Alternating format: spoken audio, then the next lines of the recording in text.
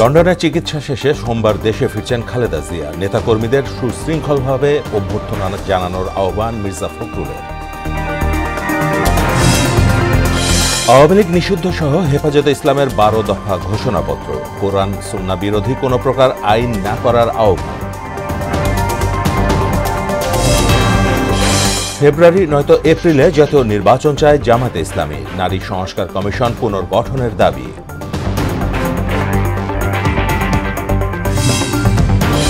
এবং নির্ধারিত সময়ে জাতীয় ঐক্যমত্য তৈরি করাই লক্ষ্য বললেন আলী রিয়াজ। কমিশনের 166 প্রস্তাবের 112টিতে একমত এনপিপি।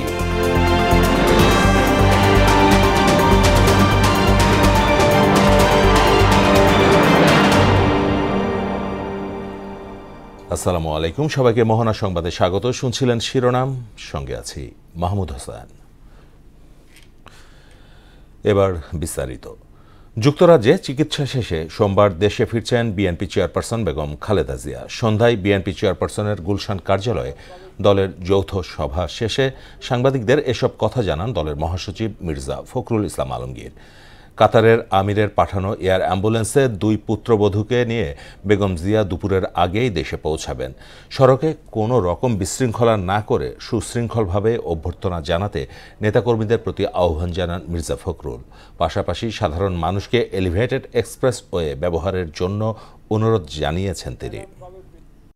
আমাদের দলীয় নেতাকর্মীদের কাছে আমাদের আবেদন থাকবে যে তারা অত্যন্ত শৃঙ্খলা সহকারে রাস্তার 2 ধারে কোনো যানজট সৃষ্টি না করে তারা তাদের নেত্রীকে, এই মহান নেত্রীকে তারা অভ্যর্থনা জানাবেন।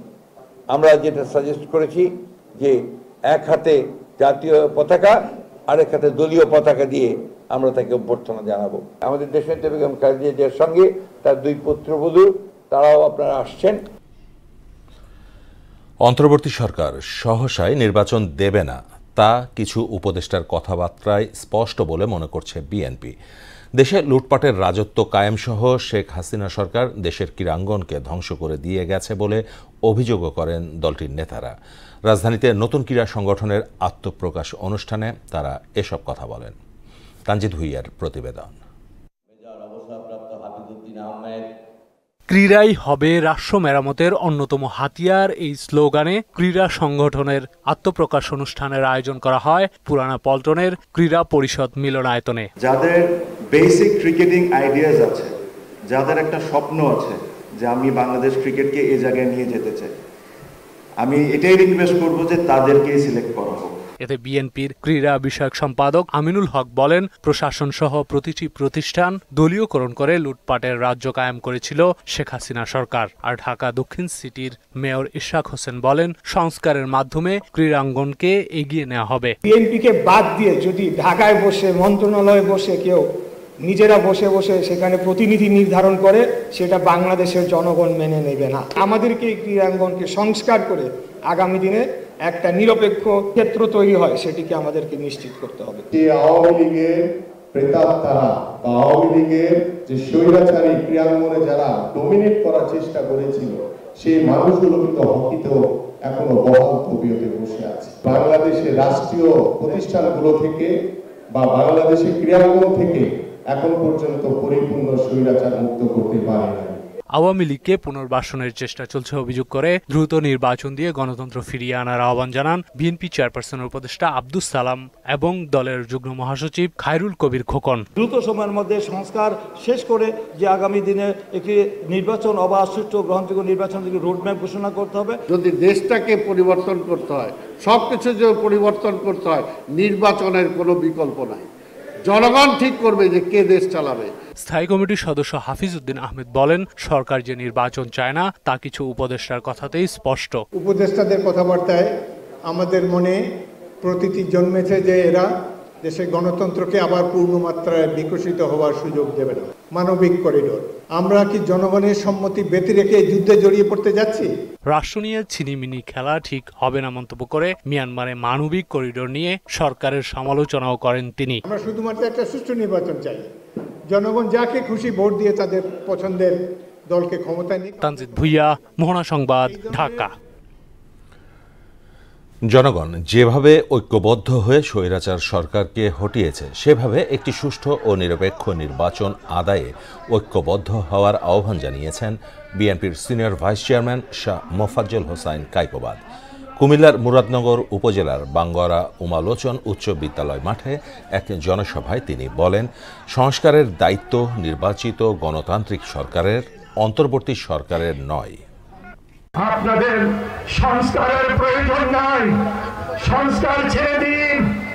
তাদের উপরে যারা জনপ্রতিনিধি হবে তাদের কাছে ছেড়ে দিন, পরামর্শ দিয়ে তাদের কাছে পরামর্শ রেখে যান। আপনাদের পরামর্শকে সামনে নিয়ে গণতান্ত্রিক সরকার এগুলি পালন করার চেষ্টা করবে। কোরআন সুন্নাহ বিরোধী কোনো প্রকার আইন না করতে সরকারের প্রতি আহ্বান জানিয়েছে হেফাজতে ইসলাম। রাজধানীর সোহরাওয়ার্দী উদ্যানে দলের মহাসমাবেশে এ বার্তা দেন দলের নেতারা। এতে হেফাজতের যুগ্ম মহাসচিব মামুনুল হক নারী সংস্কার কমিশন বাতিল সহ 4 দাবিতে আগামী 23শে মে বিক্ষোভ কর্মসূচি ঘোষণা করেন। মনিরুল ইসলামের প্রতিবেদন। নারী সংস্কার কমিশন বাতিল সহ 4 দাবিতে সোহরাওয়ার্দী উদ্যানে মহাসমাবেশ করে হেফাজতে ইসলাম বাংলাদেশ। সকাল থেকেই মহাসমাবেশ রূপ নেয় জনস্রোতে। নারী কমিশনের মতো অযৌক্তিক সংস্কার না করে শাপলা চত্বরের গণহত্যার মাস্টার মাইন্ড শেখ হাসিনার বিচার দাবি করেন আমার দেশ পত্রিকার সম্পাদক মাহমুদুর রহমান। অপ্রয়োজনীয় ইস্যু তৈরি করবেন না, এবং আমরা দেখতে পেয়েছি আপনারা অনেকগুলো অপ্রয়োজনীয় সংস্কার কমিশন করেছেন। এই সমস্ত সংস্কার কমিশনের কোনো প্রয়োজন ছিল না। আর আওয়ামী লীগ নিষিদ্ধের মধ্য দিয়ে এই সংস্কার দেখতে চান জাতীয় নাগরিক পার্টির দক্ষিণাঞ্চলের মুখ্য সংগঠক হাসনাত আব্দুল্লাহ। আমাদের দেশের সবচেয়ে বড় সংস্কার আওয়ামী লীগকে নিষিদ্ধ করতে হবে। কোন কিন্তু অথবা নেই, আচ্ছা দেখছি এরকম কিছু নেই, আওয়ামী লীগকে নিষিদ্ধ করতেই হবে। হেফাজতের যুগ্ম মহাসচিব মামুনুল হক বলেন, নারী সংস্কারের নামে ইসলামকে কটাক্ষ করেছে কমিশন, তাই এটি বাতিল না করলে হেফাজত ইসলাম বসে থাকবে না। ধর্মীয় উত্তরাধিকার বিধান, পারিবারিক বিধানকে নারী পুরুষের মধ্যে বৈষম্যের প্রধান কারণ বলে আখ্যায়িত করে বিতর্কিত নারী বিষয়ক কমিশন এদেশের সংখ্যাগরিষ্ঠ মানুষের ধর্মীয় অনুভূতিতে আঘাত প্রদান করেছে। সমাবেশে হেফাজতে ইসলামের আমির মুহিবুল্লাহ বাবুনগরীর পক্ষে লিখিত বক্তব্য পাঠ করেন সংগঠনের যুগ্ম মহাসচিব আজিজুল হক ইসলামাবাদী। সরকারের উদ্দেশ্যে বলেন, এনজিওবাদী গোষ্ঠীর প্ররোচনায় এমন কোনো হঠকারী সিদ্ধান্ত নেওয়া ঠিক হবে না যা কোরআন সুন্নাহর বিরুদ্ধে যায়। সম্প্রতি নারী বিষয়ক সংস্কার কমিশন কোরআন বিরোধী প্রতিবেদন দাখিল করেছে। অন্তর্বর্তী সরকারকে আমরা হুঁশিয়ার করে বলতে চাই, এনজিওবাদী গোষ্ঠীর প্ররোচনায় এমন কোনো হঠকারী সিদ্ধান্ত নেবেন না যা কোরআন সুন্নাহর বিরুদ্ধে যায়। ভারতীয় আগ্রাসন প্রতিহতের পাশাপাশি মিয়ানমারকে মানবিক করিডোর না দেওয়ারও আহ্বান জানান তিনি। মানবিক করিডোরের নামে সাম্রাজ্যবাদীরা তাদের ভূরাজনৈতিক লড়াইয়ের স্বার্থে আমাদের জন্মভূমি বাংলাদেশকে নতুন যুদ্ধক্ষেত্রে বানাতে পরিকল্পনা করে যাচ্ছে। এমত অবস্থায় আমাদের জাতীয় ঐক্য আরো সুদৃঢ় করতে হবে। নারী সংস্কার কমিশন বাতিল সহ 4 দফা দাবিতে 23 মে বিক্ষোভ কর্মসূচির ঘোষণাও দেয় হেফাজতে ইসলাম। সংস্কার করতে চায়। আজকের এই জনস্রোত থেকে হেফাজতে ইসলামের মূল বার্তাই ছিল নারী সংস্কার কমিশন বাতিল। তারা বলছেন, পবিত্র কোরআনের যে 18টি আয়াত রয়েছে সেই 18টি আয়াতের সাথে এই কমিশনের সিদ্ধান্তগুলো সাংঘর্ষিক। তাই একটি শুদ্ধ সুন্দর বাংলাদেশ বিনির্মাণে এই সংস্কার কমিশন বাতিলের বিকল্প দেখছেন না হেফাজতের নেতারা। মনিরুল ইসলাম, মোহনা সংবাদ, ঢাকা। দেশের আবহাওয়া ও পারিপার্শ্বিক অবস্থা বিবেচনায় ফেব্রুয়ারি অথবা এপ্রিলে জাতীয় নির্বাচন হওয়া উচিত বলে মনে করেন জামায়াতের আমির ডাক্তার শফিকুর রহমান। রাজধানীর মগবাজারে দলের জেলা ও মহানগর আমির সম্মেলনের উদ্বোধন অনুষ্ঠানে তিনি একথা বলেন। নারী সংস্কার কমিশনের কিছু সুপারিশ ইসলাম বিরোধী উল্লেখ করে কমিটি পুনর্গঠনের দাবি জানান জামায়াত আমির। ওবায়দুল হক মারুফের রিপোর্ট। প্রায় 14 বছর পর জামায়াতের জেলা ও ঢাকা মহানগর আমিরদের নিয়ে এ সম্মেলন। ঢাকার মগবাজারে আলফালাহ মিলনায়তনে শীর্ষ নেতাদের উপস্থিতিতে এর উদ্বোধন করেন দলের আমির ডাক্তার শফিকুর রহমান। এমন একটি সম্মেলন একত্রে বসে এই দীর্ঘ 14 বছরের পথ পরিক্রমায় আমরা করার কোনো সুযোগ পাইনি। বক্তব্যে তিনি নারী সংস্কার কমিশনের সুপারিশ পারিবারিক ব্যবস্থায় আঘাত হানবে উল্লেখ করে কমিটি বাতিলের আহ্বান জানান। আমরা সংখ্যালঘু সংখ্যাগুরু এই তত্ত্বে বিশ্বাসী না। তারপরে এটি বাস্তবতা, বাংলাদেশের 90 ভাগের ঊর্ধ্বে মানুষ হচ্ছে মুসলমান। এই মুসলমানের দেশে কিভাবে এই ধরনের একটা কমিশন কাণ্ডজ্ঞানহীন এই সমস্ত প্রস্তাবনা নিয়ে আসতে পারে, আমরা বিস্মিত। ফ্যাসিস্ট আমলে বিরোধী দলমত দমনে বিশেষ করে ইসলামপন্থীদের উপর বর্বরচিত তাণ্ডব চালানো হয়েছে বলে অভিযোগ করেন তিনি। ফ্যাসিবাদের হাতে যারা নির্যাতিত হয়ে জীবন দিয়েছেন এর মধ্যে রয়েছেন বাংলাদেশ জামাতে ইসলামের শীর্ষস্থানীয় 11 জন দায়িত্বশীল। 15.5 বছরের সময় জুড়ে যারা হত্যা, গণহত্যা, ধর্ষণ, খুন, লুণ্ঠন, অপহরণ করেছেন, জনগণের সম্পদ বিদেশে পাচার করেছেন, তাদেরও আমরা ন্যায্য বিচার দাবি করি। পেশি শক্তি ও কালো টাকা মুক্ত করতে পিআর বা আনুপাতিক পদ্ধতিতে আগামী নির্বাচনের দাবি জানান জামায়াত আমির। আনুপাতিক প্রতিনিধিত্ব হিসাবেই সেখানে যাবে লোকেরা, ভোট যে যত % পাবে সেই হারে সে আসন পাবে। এতে করে কোনো দলকে ছোট এবং বড় বলার কারো সাহস হবে না। ফিলিস্তিনের গাজা সহ বিভিন্ন দেশে অস্থিরতার জন্য পশ্চিমাদের দায়ী করে বিশ্ব শান্তি প্রতিষ্ঠায় সবাইকে এগিয়ে আসার আহ্বান জানান ডাক্তার শফিকুর রহমান। যারাই যেখানে মানবতার উপরে জুলুম করছেন আমরা সকল জুলুমের নিন্দা জানাই। বিশেষভাবে আমরা দেখতে পাচ্ছি গাজার উপর, ফিলিস্তিনের উপর বছরের পর বছর জুড়ে তাদের উপর জুলুম করা হচ্ছে। আমরা চাই এটার অবসান হোক। ওবায়দুল হক মারুফ, মোহনা সংবাদ, ঢাকা। নির্ধারিত সময়ের মধ্যে জাতীয় ঐক্যমত্য তৈরি করাই প্রধান লক্ষ্য বলে জানালেন জাতীয় ঐক্যমত্য কমিশনের সভাপতি অধ্যাপক আলী রিয়াজ। জাতীয়তাবাদী সমমনা জোট এনপিপির সঙ্গে সংলাপের সূচনা বক্তব্যে তিনি একথা বলেন। এনপিপি চেয়ারম্যান ফরিদুজ্জামান ফরহাদ জানান, কমিশনের 166টি প্রস্তাবের মধ্যে 112টিতে একমত এবং 28টিতে আংশিক একমত হয়েছে জোট, আর 26টিতে দ্বিমত পোষণ করেছে। আলী রিয়াজ জানান, সরকার ও জাতীয় ঐক্যমত্য কমিশনের লক্ষ্য হচ্ছে সহায়তাকারীর ভূমিকা পালন করা, যা দেশে একটি জবাবদিহিমূলক গণতান্ত্রিক রাষ্ট্র প্রতিষ্ঠায় ভূমিকা রাখবে। রাষ্ট্র বিনির্মাণের জন্য, পুনর্গঠনের জন্য প্রয়োজন, গণতান্ত্রিক ব্যবস্থা, জবাবদিহির ব্যবস্থা তৈরির জন্য প্রয়োজন। সেখানে আমরা আশা করি যে আমরা একমত হতে পারব। ঐক্যমত্য কমিশন আপনাদের অবশ্যই প্রতিপক্ষ নয়। সরকারের কোনো সুনির্দিষ্ট অবস্থান নেই, জাতীয় ঐক্যমত্য কমিশনের কোনো সুনির্দিষ্ট এজেন্ডা নেই। রাষ্ট্র পুনর্গঠনের প্রশ্নে, গণতান্ত্রিক ব্যবস্থা প্রতিষ্ঠার জন্য প্রত্যেকেই যার যার অবস্থান থেকে যেমন কথা বলবেন, প্রত্যেকটি দল জোট তাদের অবস্থানের কিছুটা ছাড় দিতেও প্রস্তুত থাকবেন। আগামী নির্বাচনে যেসব ব্যবসায়ী মনোনয়ন পাবেন তাদের অতীতের রেকর্ড যাচাই করা হবে বলে জানালেন শ্রম ও কর্মসংস্থান উপদেষ্টা এম সাখাওয়াত হোসেন। অধিকার সুরক্ষায় শ্রমিক মালিক সম্পর্ক নিয়ে ছায়া সংসদ বিতর্ক প্রতিযোগিতায় তিনি একথা বলেন। এতে বিশিষ্ট জনেরা মজুরির ক্ষেত্রে লিঙ্গ বৈষম্য দূর করতে কারখানা মালিকদের প্রতি আহ্বান জানান। সুরাইয়া মুন্নির রিপোর্ট। বাংলাদেশ চলচ্চিত্র উন্নয়ন কর্পোরেশন এফডিসিতে অধিকার সুরক্ষায় শ্রমিক মালিক সম্পর্ক নিয়ে ছায়া সংসদ বিতর্ক প্রতিযোগিতার আয়োজন করে ডিবেট ফর ডেমোক্রেসি। এতে সরকারি দলের তার্কিকরা বলেন, মজুরির ক্ষেত্রে লিঙ্গ বৈষম্যের শিকার হন নারী শ্রমিকরা। এক্ষেত্রে মালিক অপেক্ষা শ্রমিক সংগঠনের দায়িত্ব বেশি। নারী শ্রমিকদের গড় মজুরি 246 টাকা আয় করে, যা বাংলাদেশের সব ক্ষেত্রের মতো লিঙ্গ বৈষম্য। মালিক পক্ষের উপর আমার আসলে আইনিভাবে ওই রকম প্রেসার ক্রিয়েট করার মতো কোনো সিচুয়েশন নাই। 2023 সালে শ্রমিক সংগঠনের দাবি প্রেক্ষিতে সরকার শ্রম আইন সংশোধন করে। বিরোধী দলের মতে, মালিকের উদাসীনতায় শ্রমিক অধিকার ভুলুণ্ঠিত হয়। শ্রমিকের অধিকার রক্ষায় মালিককে আরো মানবিক হতে হবে। দায়টা যার, দায়িত্বটাও তার। মাননীয় স্পিকার, মালিকের দায়টাই বেশি, তাই দায়িত্বটাও তার বেশি। ন্যায্য বেতন দেওয়া হয় না ঠিকমতো, মাননীয় স্পিকার, নিরাপদ কর্মসংস্থান দেওয়া হয় না, এর দায়ভার আপনি কাকে দেবেন? শ্রমিককে দেবেন? সংগঠন যেখানে ব্যর্থ, ঠিক সেখানেই মালিকের দায়িত্বের জায়গাটি বেশি হয়ে যায়।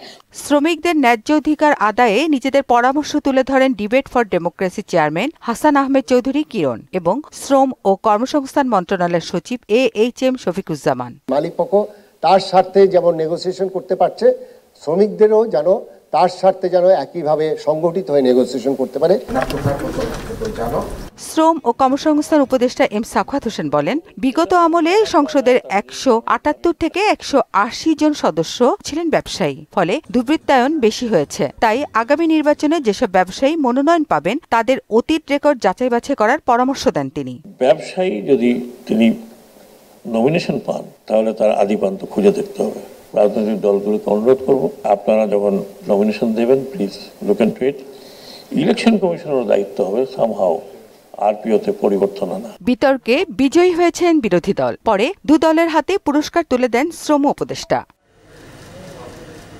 সুরাইয়া মুন্নি, মোহনা সংবাদ, ঢাকা। মশক নিধনে সচেতনতা সৃষ্টির পাশাপাশি অভিযান জোরদার করছে ঢাকা দক্ষিণ সিটি কর্পোরেশন। খিলগাঁওয়ে এক র্যালি শেষে বাসযোগ্য নগরী উপহার দেওয়ার প্রত্যয় জানান ডিএসসিসির প্রশাসক শাহজাহান মিয়া। যদিও নগরবাসী বলছেন, কেবল অভিযান নয়, ডেঙ্গুর নিয়ন্ত্রণ সহ পরিচ্ছন্ন নগরী করতে বাস্তবসম্মত পদক্ষেপ নিতে হবে। আরও জানাচ্ছেন উরসা ফেরদৌস। সাধারণত বর্ষাকে ধরা হয় ডেঙ্গুর মৌসুম, কিন্তু এর আগেই বাড়ছে সংক্রমণ। মার্চের তুলনায় এপ্রিলে আক্রান্ত ও মৃত্যু দ্বিগুণ হয়েছে। স্বাস্থ্য অধিদপ্তরের তথ্য অনুযায়ী মার্চে ডেঙ্গু নিয়ে হাসপাতালে ভর্তি হন 336 জন। এপ্রিল পর্যন্ত এ সংখ্যা বেড়ে দাঁড়ায় 701-এ। মশা জরিপ ও ডেঙ্গু পূর্বাভাস শীর্ষক সর্বশেষ প্রতিবেদন মতে গত বছর এপ্রিলের চেয়ে এবার মশার ঘনত্ব বেশি। এপ্রিলে ছিল 10.26%, আর 2024 সালের একই সময়ে মশার ঘনত্ব ছিল 9.25%। এমন পরিস্থিতিতে মশক নিধন ও পরিচ্ছন্নতা কার্যক্রম জোরদারের কথা বলছে ঢাকা দক্ষিণ সিটি কর্পোরেশন। সচেতনতা বাড়াতে খিলগাঁওয়ে র্যালিও করেন সংস্থাটি। পরে সাংবাদিকের সঙ্গে কথা বলেন ডিএসসিসি প্রশাসক শাহজাহান মিয়া। আপনারা যে আশঙ্কাটা করতেছেন যে আগামী বর্ষা মৌসুম আসলেই ডেঙ্গুর প্রকোপ বাড়বে, তো আমরা মনে হয় আমরা সবাই মিলে যদি এই কার্যক্রমটি অব্যাহত রাখি তাহলে আমার মনে হয় এটা আমরা একেবারে সম্পূর্ণ নিয়ন্ত্রণে রাখতে পারব। বেশ কয়েক বছর ধরেই ডেঙ্গু মৌসুম মানেই আতঙ্ক। মোকাবিলায় সিটি কর্পোরেশন সহ সংশ্লিষ্ট সংস্থার ভূমিকা বরাবরই প্রশ্নবিদ্ধ। এবারে অন্তত ভিন্ন কিছুর প্রত্যাশা করছেন নগরবাসী। মৌসুম শুরুর আগেই জলাশয় পরিষ্কার এবং মশার উৎপত্তি স্থল চিহ্নিত করে ব্যবস্থা নেওয়ার দাবি তাদের। সরকারের প্রতি সবার প্রতি অনুরোধ, ঝিল জানি পরিষ্কার রাখা হয়, যেভাবে হোক পরিষ্কার পরিচ্ছন্নতা রাখলে মশার থেকে অনেকটা বাঁচা যাবে। সর্বসময়ের জন্য যেন পরিষ্কার পরিচ্ছন্ন থাকে, যাতে এই মশার যে প্রজনন যেন এখানে আর ঘটতে না পারে। এই ব্যাপারে প্রতিটি মানুষ যাতে সোচ্চার হয়ে এবং সকলের সহযোগিতায় যাতে এই মশার নিধনের জন্য চেষ্টা করে যায়। মশক ব্যবস্থাপনায় দিনের বেলা আপনার অ্যালার্জিসাইডিং যারা আছে, যে মশক স্প্রে করা হয়, এটা আমাদের শাহজাহানপুর ঝিলে প্রতিনিয়ত কার্যক্রম করা হয় হুইলব্যারো মেশিনের মাধ্যমে। ডেঙ্গু প্রতিরোধে সর্বস্তরের মানুষের সম্পৃক্ততা জরুরি বলেই মনে করছেন নগরবাসী। উষা ফেরদৌস, মোহনা সংবাদ, ঢাকা। করিডোর নিয়ে সিদ্ধান্তের আগে জাতীয় সংলাপের দাবি জানিয়েছেন এবি পার্টির সাধারণ সম্পাদক ব্যারিস্টার আসাদুজ্জামান ফুয়াদ। দলের পঞ্চম প্রতিষ্ঠাবার্ষিকী উপলক্ষে বরিশাল প্রেস ক্লাবে এক সংবাদ সম্মেলনে তিনি আরও বলেন, এ ব্যাপারে চূড়ান্ত সিদ্ধান্তের আগে সব রাজনৈতিক দলের সঙ্গে আলোচনা করতে হবে। তৃণমূল পর্যায়ে নাগরিক সেবায় গতি আনতে স্থানীয় সরকারকে দ্রুত সুসংগঠিত করার পরামর্শ দেন আসাদুজ্জামান ফুয়াদ। চট্টগ্রামের বাকলিয়া জোড়া খুন মামলার প্রধান আসামি হাসানকে অস্ত্রসহ গ্রেপ্তার করেছে পুলিশ। নোয়াখালীর হাতিয়ার নলেরচর ভূমিহীন বাজার এলাকা থেকে শুক্রবার রাতে তাকে গ্রেপ্তার করা হয় বলে দুপুরে এক ব্রিফিংয়ে জানায় সিএমপি। পরে হাসানের তথ্যের ভিত্তিতে তার বসতঘর থেকে একটি বিদেশি পিস্তল, 2টি ম্যাগাজিন ও 2টি গুলি উদ্ধার করা হয়। এদিকে সীতাকুণ্ডে অন্য এক অভিযানে একটি 1নলা বন্দুক, একটি দেশীয় রাইফেল, 6টি ওয়ান শুটার গান এবং একটি মাইক্রোবাস উদ্ধারসহ 2 দুর্বৃত্তকে গ্রেপ্তার করেছে গোয়েন্দা পুলিশ। চট্টগ্রামের সিআরবি এলাকায় ভয়াবহ অগ্নিকাণ্ডে ক্ষতিগ্রস্ত অন্তত 14টি পরিবারের পাশে দাঁড়িয়েছে জাতীয় নাগরিক পার্টি। ক্ষতিগ্রস্ত পরিবারের মাঝে খাদ্য সামগ্রী ও নিত্য প্রয়োজনীয় জিনিসপত্র বিতরণ করেন এনসিপি দক্ষিণাঞ্চলের যুগ্ম মুখ্য সংগঠক জোবাইরুল হাসান আরিফ। উপস্থিত ছিলেন জেলা সংগঠক রকিবুল হাসান, মোহাম্মদ বেলাল ও হেল্পলেস স্মাইল ফাউন্ডেশনের চেয়ারম্যান কামরুল কায়েস চৌধুরী। দেশের উচ্চশিক্ষা খাতে নতুন মাত্রা যোগ করে সোনারগাঁও ইউনিভার্সিটির স্থায়ী ক্যাম্পাস উদ্বোধন করা হয়েছে। রাজধানীর খিলগাঁওয়ের ৭৫ নম্বর ওয়ার্ডে উদ্বোধনী অনুষ্ঠানে প্রধান অতিথি হিসেবে উপস্থিত ছিলেন বিশ্ববিদ্যালয় মঞ্জুরি কমিশনের বেসরকারি বিশ্ববিদ্যালয় বিভাগের পরিচালক ডক্টর মোহাম্মদ সুলতান মাহমুদ ভূঁইয়া। এতে বিশেষ অতিথি ছিলেন সোনারগাঁও ইউনিভার্সিটির উপদেষ্টা আজিজুল বারী শিপু ও Lion Mir Abdul Alim, treasurer professor doctor Mohammad Ekramul Islam. এছাড়া ভার্সিটির বিভিন্ন বিভাগের প্রধান বিভাগীয় কোঅর্ডিনেটর ও শিক্ষক শিক্ষার্থীরা উপস্থিত ছিলেন। দেশের বাইরের খবর। ভারতের সঙ্গে চলমান উত্তেজনার মধ্যে ব্যালিস্টিক ক্ষেপণাস্ত্রের সফল পরীক্ষা চালিয়েছে পাকিস্তান। অবশ্য এর একদিন আগেই আধুনিক সব যুদ্ধ বিমান সমন্বয়ে বিশাল মহড়া করে ভারত। এসবের মধ্যে পাকিস্তান থেকে সব ধরনের পণ্য আমদানি নিষিদ্ধ করেছে নয়াদিল্লি। ইস্তিয়াক হোসেনের ডেস্ক রিপোর্ট। জম্মু কাশ্মীরে পর্যটকদের উপর জঙ্গি হামলার জেরে চরম উত্তেজনা বিরাজ করছে ভারত ও পাকিস্তানের মধ্যে। স্থল, সীমান্ত ও আকাশপথ বন্ধ সহ পাল্টাপাল্টি নানান পদক্ষেপে পরস্পরকে নাস্তানাবুদ করতে চাইছে দক্ষিণ এশিয়ার দুই পরমাণু শক্তিধর দেশ দুটি। হুমকি ধমকির পাশাপাশি সীমান্তেও মানা হচ্ছে না নিয়ন্ত্রণ রেখা চুক্তি। শুক্রবার রাতেও কাশ্মীর সীমান্তে সংঘর্ষে জড়ায় দু দেশের সেনারা। একদিন আগেই অর্থাৎ শুক্রবার রাফেল, জাগুয়ার, মিরেজ নামের অত্যাধুনিক যুদ্ধবিমানের সমন্বয়ে উত্তরপ্রদেশে মহড়া চালায় ভারত। এতে জরুরি অবতরণের মহড়ায় প্রাধান্য দেয়া হয়। এর পরদিনই 450 কিলোমিটার দূরের লক্ষ্যবস্তুতে আঘাত হানতে সক্ষম ব্যালিস্টিক ক্ষেপণাস্ত্রের সফল উৎক্ষেপণ করেছে পাকিস্তান। আবদালি অস্ত্র ব্যবস্থা AWS নামের ক্ষেপণাস্ত্রটি ইন্ডাস সামরিক মহড়ার অংশ বলে দাবি করেছে ইসলামাবাদ। আর ISP বলছে সামরিক বাহিনীর সক্ষমতা যাচাই করতেই এ পরীক্ষা চালানো হয়েছে। এদিকে পাকিস্তান থেকে সব ধরনের পণ্য আমদানি নিষিদ্ধ করেছে ভারত। জাতীয় নিরাপত্তা ও জনস্বার্থের কথা বিবেচনায় এ সিদ্ধান্ত নেওয়া হয় বলে এক বিবৃতিতে জানায় দেশটির বাণিজ্য মন্ত্রণালয়। গত 22 এপ্রিল কাশ্মীরের পহেলগামে জঙ্গি হামলায় 26 জন নিহতের পর থেকেই পরস্পরের বিরুদ্ধে বিভিন্ন রকম ব্যবস্থা নিচ্ছে ভারত ও পাকিস্তান। ইশতিয়াক হোসেন, মোহনা সংবাদ। শেষ করব মোহনা সংবাদ, যাবার আগে শিরোনামগুলো আরো একবার। লন্ডনের চিকিৎসা শেষে সোমবার দেশে ফিরছেন খালেদা জিয়া। নেতাকর্মীদের সুশৃঙ্খলভাবে অভ্যর্থনা জানানোর আহ্বান মির্জা ফখরুলের। আওয়ামী লীগ নিষিদ্ধ সহ হেফাজতে ইসলামের 12 দফা ঘোষণাপত্র। কোরআন সুন্নাহ বিরোধী কোনো প্রকার আইন না করার আহ্বান। ফেব্রুয়ারি কিংবা এপ্রিলে জাতীয় নির্বাচন চায় জামায়াতে ইসলামী। নারী সংস্কার কমিশন পুনর্গঠনের দাবি। এবং নির্ধারিত সময়ে জাতীয় ঐক্যমত্য তৈরি করাই লক্ষ্য বললেন আলী রিয়াজ। কমিশনের 166 প্রস্তাবের 112টিতে একমত NPP। এই ছিল মোহনা সংবাদে। পরবর্তী সংবাদ রাত 12:30টায়। মোহনার সবশেষ খবর জানতে ভিজিট করুন www.mohana.tv। সংবাদ দেখতে পারেন ফেসবুক ও ইউটিউবে। এতক্ষণ সঙ্গে থাকার জন্য সবাইকে